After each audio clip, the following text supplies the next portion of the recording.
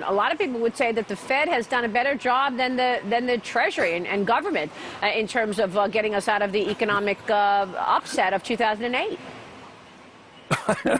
I wonder what statistics they're reading. I mean, the true unemployment rate's close to 20%. Inflation is very, very significant.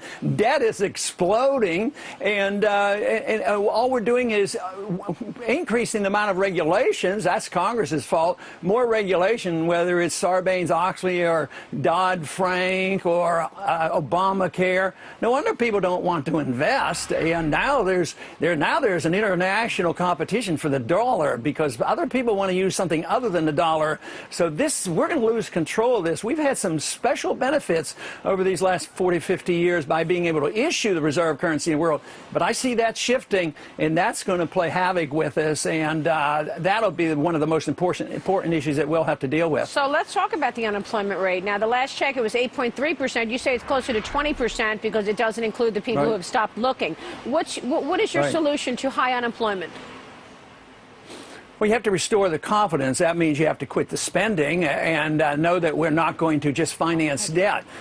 We have to get credit to be allocated by the market, not by the Federal Reserve, because the Fed creates credit out of thin air and then allocates it. They send it the wrong way. Then the Congress has controls. You want investments to occur under free markets and under capitalism. You're supposed to save money, have a market interest rates, and then people make their own judgments. But today, that doesn't happen. It's all done through the politicians and the bureaucrats and the Federal Reserve, and that's how we got into the trouble. They create the bubbles, and then they try to get out of the recessions by making a new bubble. And they've been able to do this, pretty well for a while. And they even pulled out of the NASDAQ bubble crash and the housing bubble crash. Nobody can argue they've been successful in these 5 years. Well, I mean, we're just not back building houses again. So I would say that we have a long way to go to recover with the current policies that we have today. And of course, the Fed has said that they're going to keep rates at record low levels until